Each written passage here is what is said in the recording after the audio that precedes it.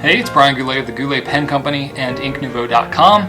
Today I'm going to be reviewing Pilot Iroshizuku Yama-Budo. Popular color. It's an expensive ink, no doubt. It's worth it for some, not worth it for others, but either way I figured I'd educate you and let you know what I think about the ink.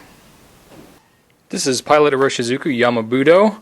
Comes in a nice little box here. It's expensive. Yes, it's some of the most expensive fountain pen ink, I should say, most expensive fountain pen ink that's continually made that you can buy, but the bottle is absolutely gorgeous. Comes in a 50 milliliter bottle. Nice hefty piece of glass here. It's got a little dip in the bottom so you can stick your pen all the way down in there and get a good fill even when you get down towards the bottom. This is a very vibrant color. It's one of the most vibrant colors in the Pilot Iroshizuku line. It is a magenta. Ish color, pink, magenta, whatever you want to call it. It's got a nice opening, so you shouldn't have a problem filling any pen from this bottle. The bottle is the main draw to a lot of the Iroshizuku inks, to be quite honest with you. Now, I'm not going to actually ink it up because I found that inking up a pen in a video doesn't really show you all that much. I'd rather just talk about it. So I did a review here of Yama-Budo. I used a Lamy All-Star with a medium nib, which is right here. This is the pen I used. So I've used this for a bunch of reviews before. I'm familiar with the pen and how it works. A couple of different things going on with the test here. I got a smear test, which tells me how quickly it's going to dry. This is Rhodia 80 gram paper, very ink resistant paper. So usually dry time is longer on this than it is on other papers. Drip test here tells me what kind of water resistance I can expect from it. Swab gives me an idea of the saturation, and then I give kind of a summary of what I think here, right, with a couple different nib sizes down at the bottom. So I've got this image posted up on Ink Nouveau, but I'm going to talk through my thinking as I did this review.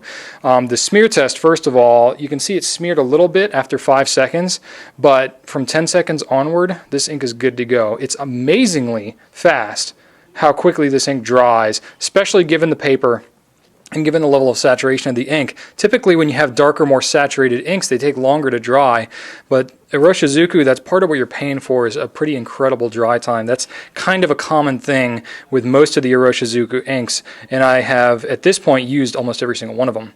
The drip test here, it's not incredibly bad or incredibly good. It's kind of middle of the road in terms of water resistance. If you spill some water on it, you're going to get some color movement, you're going to get some smearing, but you can still read what was written there. That's the idea. I do this drip test. These 3 drips are just water that sat on the page for about 30 seconds. And then here I took a wet Q-tip and just swiped it across.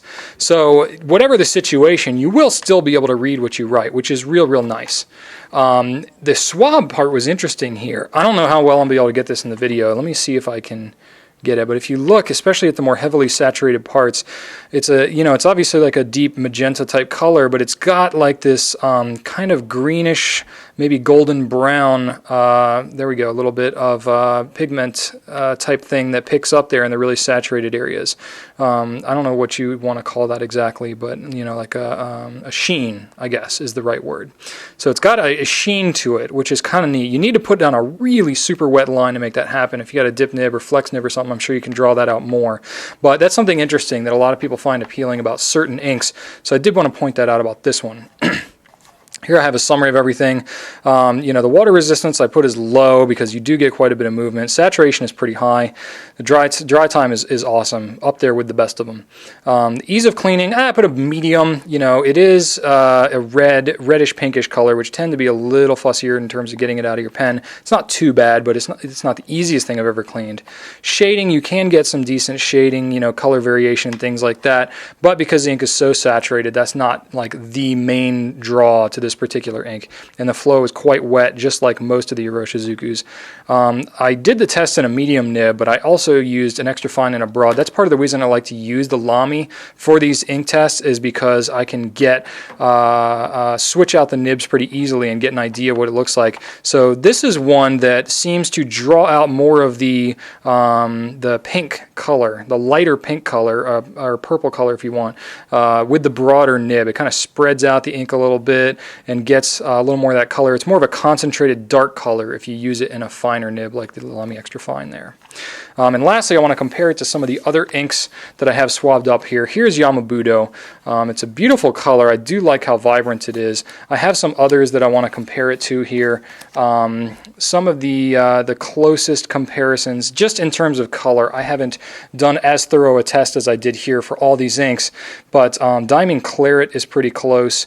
Roaring Cleaner Magenta is also fairly close. Diamond Dianthus is pretty close, but Dianthus is a more saturated, more vibrant magenta. Kind of the same thing with Noodler's Cactus Fruit Eel and Saguaro Wine. They're a little bit darker, but if you don't want to pay, the list price on Yama-Budo as of the making of this video is $35 a bottle.